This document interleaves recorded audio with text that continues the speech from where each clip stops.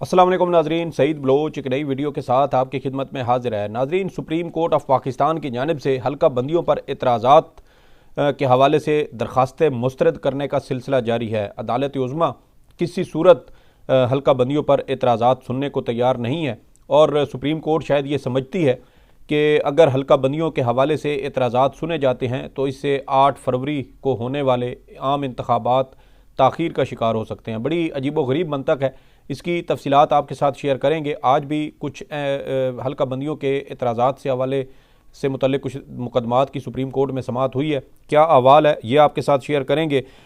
इसके अलावा आज पाकिस्तान बार काउंसिल और सुप्रीम कोर्ट बार एसोसिएशन की जानिब से एक एलामिया जारी किया गया है और उस एलामिया में भी जो हल्का बंदियों के हवाले से तहफ़्फ़ुज़ात या एतराज़ात मुख्तलिफ़ हलकों की जानिब से, मुख्तलिफ़ उम्मीदवारों की जानिब से, मुख्तलिफ़ सियासी जमातों की जानिब से उठाए गए हैं, उसके हवाले से उन्होंने भी बात की है। और चीफ़ इलेक्शन कमिश्नर के हवाले से बहुत बड़ा इल्ज़ाम और बहुत बड़ा मुतालबा भी सुप्रीम कोर्ट बार और पाकिस्तान बार की जानिब से किया गया है।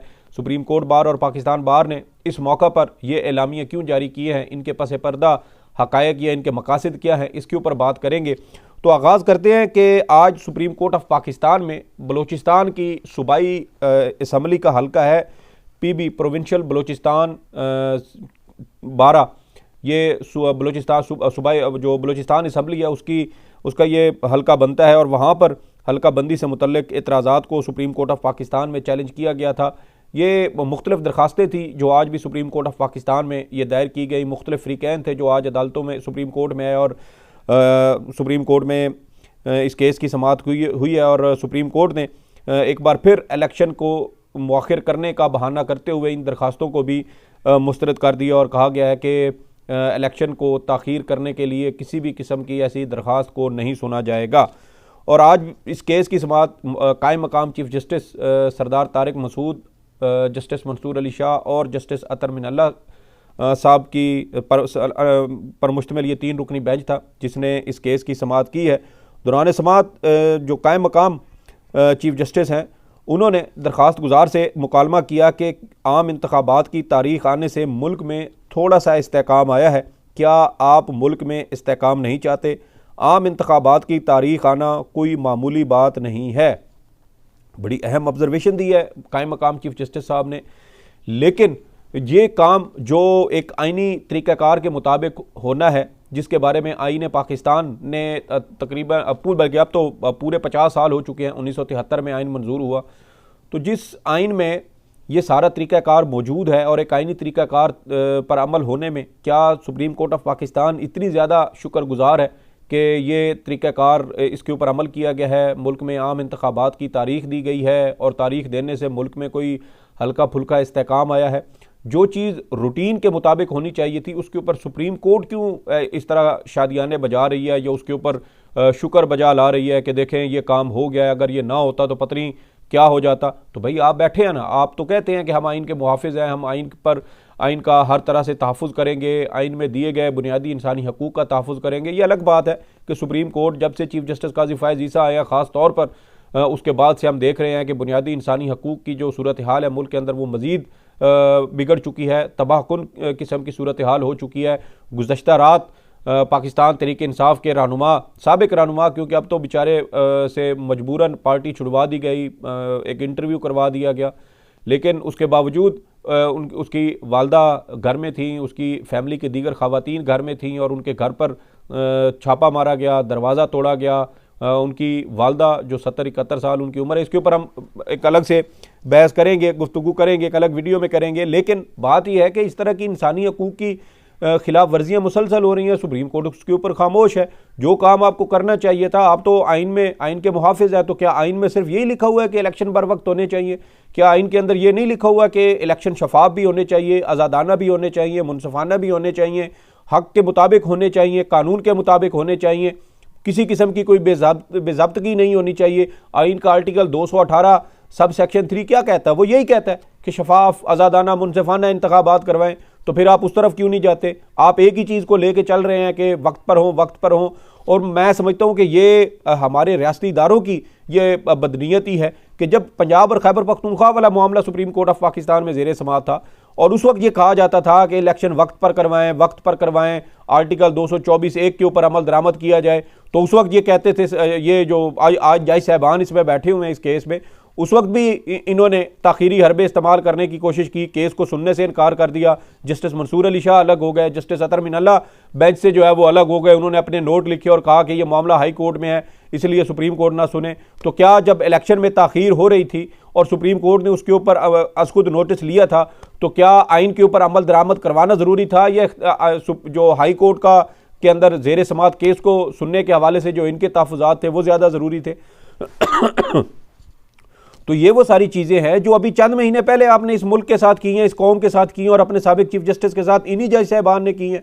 और उस वक्त ये कहते थे कि हाई कोर्ट में मामला ज़ेर समात है तो नहीं सुनना चाहिए।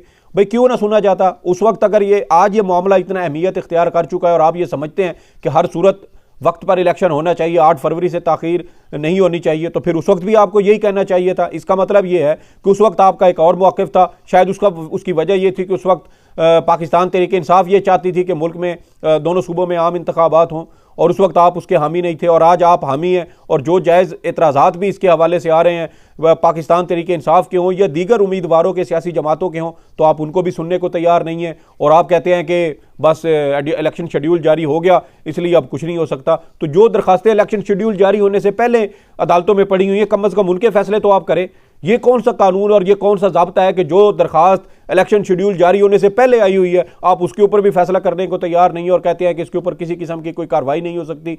जो दरखास्तें शेड्यूल जारी होने के बाद आई हैं उनको आप बेशक ना सुने, उन्हें कहें कि ये हो सकता है कि इनकी वजह से इलेक्शन ताखीर का शिकार हो, लेकिन जो रेमेडीज़ जो दरखास्तें इस फोरम में इस वजह से आई हैं कि दरखास्त गुजारों को के साथ इंसाफ किया जाए, उनको रिलीफ मिले, उनकी बात सुनी जाए और अगर उनके एतराज़ात दुरुस्त है तो उनको सुना जाना चाहिए। लेकिन सुप्रीम कोर्ट ये भी सुनने को तैयार नहीं है। अजीब तरह का जो है यहाँ पर सूरत हाल बना दी गई है और बस ये देखें कि शुक्र हो रहा है जी कि इलेक्शन वक्त पे हो रहे हैं। तो भाई फिर आप जज साहबान, ये सुप्रीम कोर्ट, ये हाई कोर्ट, ये आइनी इदारे, ये किस मर्ज़ की दवा हैं कि अगर इस मुल्क में सिर्फ इलेक्शन की तारीख देने पर आप लोग इस तरह शुक्र बजा ला रहे हैं और शुक्राने के पतनी मेरे ख्याल में तो वो नवाफिल वाली बात तो एक वो बन जाती है, एक मुहावरतन बात बन जाती है कि शुक्राने के नवाफिल जो है वो अदा हो कि जी देखिए पत्नी इस मुल्क में इलेक्शन की तारीख दे दी गई, अगर ये ना दी जाती तो पत्नी क्या हो जाता।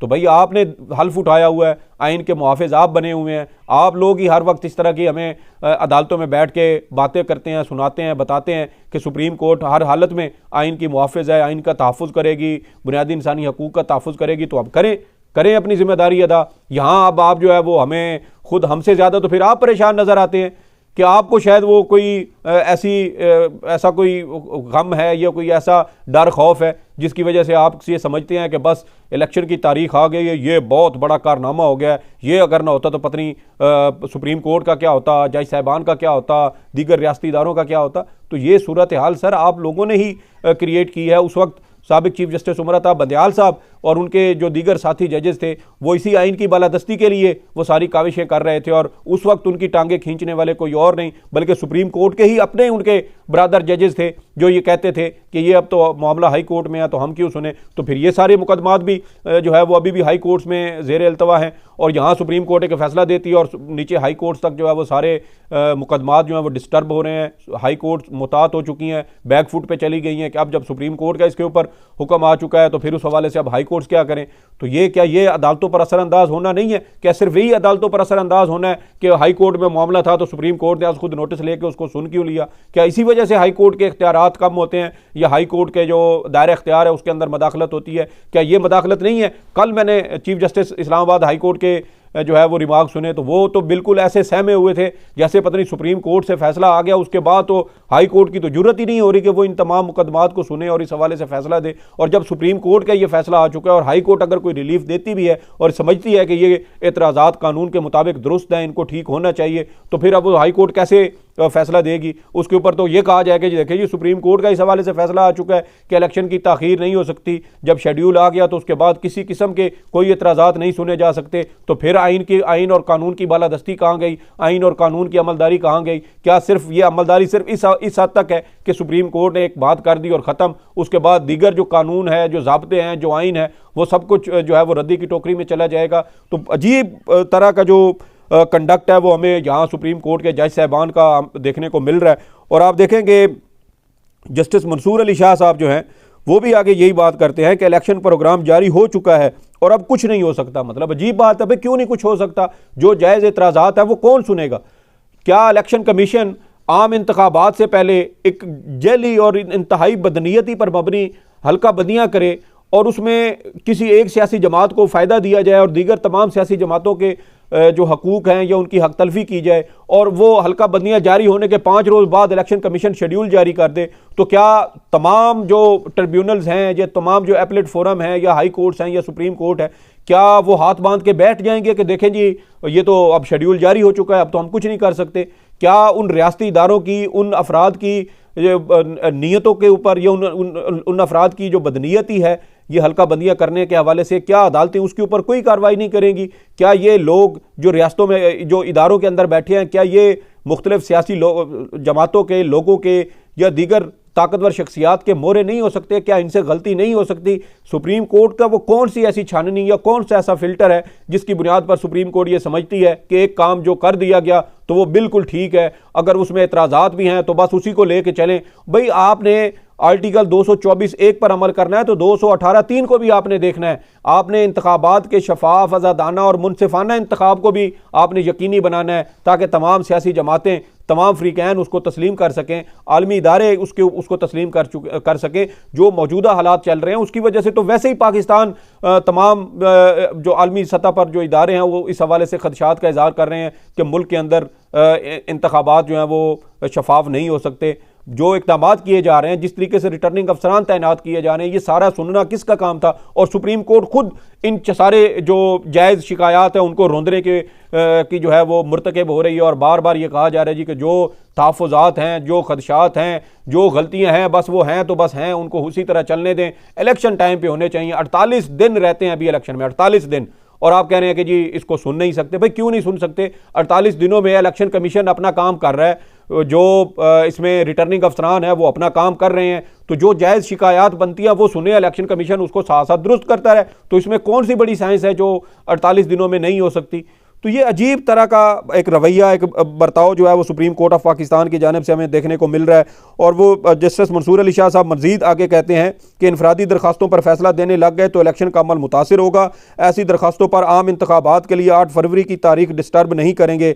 आप वक्त पर इंतखाबात नहीं चाहते तो अदालत में बयान दें, इलेक्शन किसी सूरत डिरेल नहीं होने देंगे। बहुत अच्छी बात है जस्टिस मंसूर अली शाह साहब के इलेक्शन डिरेल नहीं होने चाहिए, लेकिन अदालत भी ये मेरे ख्याल में लिख कर दे कि जिन हालात में ये इंतखाबात किए जा रहे हैं, जिन तहफ़्फ़ुज़ात को, खदशात को, एतराज़ात को रद्द किया जा रहा है, मुस्तरद किया जा रहा है, भले वो कानून के मुताबिक दुरुस्त हों, और उन एतराज़ात को मुस्तरद करने के बाद भी आप इस बात को यकीनी बनाएंगे कि इंतखाबात शफाफ होंगे और किसी के साथ ज़्यादती नहीं होगी। क्या सुप्रीम कोर्ट ऑफ पाकिस्तान इस बात की ज़मानत दे सकती है कि इस तरह सियासी जमातों के हाथ पाँव बांध कर उनको जो इंतखाबी अखाड़ा है उसके अंदर फेंक दिया जाएगा और कुछ सियासी जमातों को दूसरों के मुकाबले में उनके हाथ पांव खुले होंगे और वो दीगर सियासी जमातों को रोंदते हुए वो इन इंतखाबात में हिस्सा लेंगी? तो ये सुप्रीम कोर्ट ऑफ पाकिस्तान है जिसने जो आखिरी फोरम है, इस फोरम के बाद तो फिर अल्लाह की ज़ात है, मरेंगे तो आगे जाएंगे तो बात देखेंगे और इंसाफ मिलता है या नहीं मिलता। तो यहाँ इस मुल्क में यहाँ इंसाफ के लिए तो यही आखिरी फोरम था, और आप उसके ऊपर भी जो है वो अजीबो गरीब किस्म की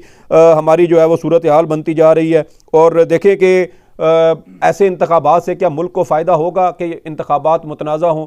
अभी से जो सियासी जमातें कह रही हैं कि ये इशूज़ चल रहे हैं, उसके ऊपर हमारी अदालतें काम करने को तैयार नहीं है, सुनने को तैयार नहीं है। बस ये है कि इंतखाबात वक्त पर हों, शफाफ हों या ना हो, ये जो है ना वो अहम नहीं है। बस इंतखाबात होने चाहिए, भूल हों, जैली हों, उसमें धांधली हो, जो मर्जी हो, लेकिन अजीब तरह की सूरत हाल है। और अगर ये इंतखाबात हो भी जाते हैं, वक्त पर हो जाते हैं, शफाफ नहीं होते और मुल्क में ये सियासी बहरान उसी तरह मौजूद रहता है, तो फिर इन जज साहबान के हवाले से भी मेरे ख्याल में कोई सज़ा मुतय्यन होनी चाहिए कि ये जो इस तरह के इंतखाबात करवा रहे हैं, क्या ये फिर अवाम के सामने जवाबदेह होंगे? क्या ये अपने आप को अवाम की अदालत में पेश करेंगे कि देखें जी हमने ये इंतखाबात करवा तो दिए थे लेकिन ये इंतखाबात शफाफ नहीं हुए, जिसकी वजह से मुल्क में सियासी इस्तेकाम नहीं आ रहा? तो फिर आप भी अपने आप को अवाम की अदालत में पेश करें, अब उनको कहें कि जो इंतखाबात शफाफ ना हुए तो हम जो है वो आवाम जो सज़ा देगी वो फिर वो हम भुगतेंगे। तो ये अजीब जो है वो सिलसिला चल रहा है कि मुल्क की सालमियत ख़तरे में पड़ रही है। मुख्तलिफ सियासी जमातें तहफ़्फ़ुज़ात के इज़हार कर रही हैं और सुप्रीम कोर्ट बस एक ही रट लगी हुई है कि इंतखाबात वक्त पर हों, इंतखाबात वक्त पर हों। तो भाई शफाफ भी तो करवाएं ना। इंतखाबात वक्त पर होना तो सारे इस बात पर मुत्तफ़िक है कि इंतखाबात वक्त पर होने चाहिए, लेकिन वो शफाफ भी होने चाहिए। आप उस वक्त तो ये इलेक्शन कमीशन भी कहता था कि हम आइन के एक आर्टिकल पर अमल करें तो दूसरे की खिलाफ वर्जी नहीं कर सकते। तो अब फिर वही काम चल रहा है कि एक के ऊपर अमल कर रहे हैं और दूसरे की फिर खिलाफ वर्जी कर रहे हैं। तो वो बस चीज़ें ये हैं कि उस वक्त एक आर्टिकल के ऊपर चल रहे थे और दूसरे की मुखालफत कर रहे थे और अब दूसरे पे चले गए और पहले वाले की मुखालफत कर रहे हैं। अजीब तरह का जो है वो तमाशा इस वक्त पाकिस्तान की सियासत में लगा। और दूसरी जो खबर है वो सुप्रीम कोर्ट बार और पाकिस्तान बार की जानिब से एलामिया जारी करने से मुतल्लिक है। लेकिन अफसोसनाक सूरत हाल ये है कि पाकिस्तान बार और सुप्रीम कोर्ट बार को भी उस वक्त याद आया जब शायद एहसन बोन साहब और आज़म नज़ीर तारड़ साहब जो हैं उनके एतराज़ात अब अदालतों से उनको रिलीफ मिलता हुआ नज़र नहीं आ रहा। इससे पहले ये दोनों बड़ी वकला तंजीमें मुकम्मल तौर पर खामोश रहीं, सोई रहीं। इन्होंने किसी किस्म का जो है वो मजम्मत नहीं की। जब मिलिट्री कोर्ट्स बहाल की गई उस वक्त मजम्मत नहीं की गई। जब पाकिस्तान तहरीक इंसाफ के एतराज़ात सुप्रीम कोर्ट में आए उस वक्त इन्होंने उस सियासी जमात का साथ नहीं दिया। उस वक्त मुल्क में DROs तैनात करने की मजम्मत नहीं की कि किस तरह मुतनाज़ा लोगों को रिटर्निंग अफीसर तैनात किया जा रहा है जिसकी वजह से इंतखाबात मुतनाज़ा हो सकते हैं। हमारे यहाँ इंतखाबात पर इंसानी जानें ज़ाया हो जाती हैं, लड़ाई झगड़े होते हैं, दंगे फसाद होते हैं और उनमें कई लोग जो है वो मारे जाते हैं और हर इलेक्शन में इसी तरह होता है। तो क्या रियासती इदारे ये चाहते हैं कि इस तरह के लड़ाई झगड़े हों और बेगुनाह और मासूम लोगों की जानें ज़ाया हों सिर्फ इस वजह से क्योंकि कुछ जज साहबान ये समझते हैं कि ये फैसले जो हैं ये हर सूरत ये इलेक्शन जो है वो 8 फरवरी को होना चाहिए। बिल्कुल होना चाहिए। अभी तो टाइम पड़ा हुआ है। इस टाइम में तो ये बहुत सारी चीज़ें बआसानी हो सकती हैं। इसमें कौन सी इतनी बड़ी रॉकेट साइंस है जिसके ऊपर अमल दरामद नहीं किया जा सकता। और पाकिस्तान बार काउंसिल और सुप्रीम कोर्ट बार एसोसिएशन भी एक सियासी जमात की आलाकार बनते हुए अपने एलामिया जारी कर रही हैं, मजम्मत कर रही हैं। और अब इनको याद आया कि चीफ इलेक्शन कमिश्नर की सरबराही में ये इलेक्शन शफाफ नहीं हो सकते। तो पाकिस्तान तहरीक इंसाफ तो पिछले कोई 1.5-2 साल से जो है वो यही एतराज़ कर रही है कि ये मौजूदा चीफ इलेक्शन कमिश्नर साहब की निगरानी में शफाफ इंतखाबात नहीं हो सकते। लेकिन उस वक्त ये लोग ये वकला तंजीमें उनका मजाक बनाती थीं। और अब जब बात आई है सिर्फ एहसन बोन साहब पर और आज़म नज़ीर तारड़ साहब पर तो यहाँ फ़ौरन पाकिस्तान बार काउंसिल भी मजम्मत करने सामने आ गई, सुप्रीम कोर्ट बार भी मजम्मत करने सामने आ गई। पाकिस्तान बार और सुप्रीम कोर्ट बार दोनों के ऊपर अब नून लीग का गलबा हो चुका है। नून लीग का शिकंजा जो है वो इनका टाइट हो चुका है और इन नून लीग ने आसमा जहांगीर ग्रुप को भी जो है उस पर भी बज़ाहिर ऐसा लगता है जैसे कब्जा कर लिया है और उन्हीं लोगों को इस्तेमाल करते हुए अपने ज़्यादती और उनके जो सियासी मकासद है मुस्लिम लीग नून के उनको पूरा करने के लिए ये एलामिया जारी किए जा रहे हैं। वो बार एसोसिएशन और बार काउंसिल जिनका काम ही जो है वो मुल्क में आइन और कानून की बालादस्ती, आइन की हुक्मरानी और बुनियादी इंसानी हकूक़ के तहफ़्फ़ुज़ के हवाले से अपनी जिद्दोजहद करना था। आइन पाकिस्तान को लाहक ख़तरात के हवाले से हर वक्त जो गैर आइनी कुव्वतें थीं उनका मुकाबला करना जिनका मकसद हुआ करता था वो अब एक सियासी जमात के एजेंडे को लेकर चल रही हैं। तो ये बहुत अफसोसनाक सूरत हाल है कि इतनी बड़ी वकला तंजीमें अब एक जो है वो सियासी जमात की आलाकार बनकर रह गई हैं। हक सच की बात करनी चाहिए। इंतखाबात हो जाएंगे, गुजर जाएंगे, लेकिन इससे खुदा न खास्ता पाकिस्तान की सालमियत को ख़तरा हुआ अगर तो फिर यही वकला तंजीमें ज़िम्मेदार होंगी, यही सुप्रीम कोर्ट ज़िम्मेदार होगी जो आज इन जायज़ एतराज़ात को भी सुनने के लिए तैयार नहीं है। ये कुछ तफसीलात थी जो आपके साथ शेयर करना थी। इस हवाले से आपकी जो भी आ रहा हो फीडबैक ज़रूर दीजिएगा। सईद बलोच को इजाज़त दें। अल्लाह हाफ़िज़।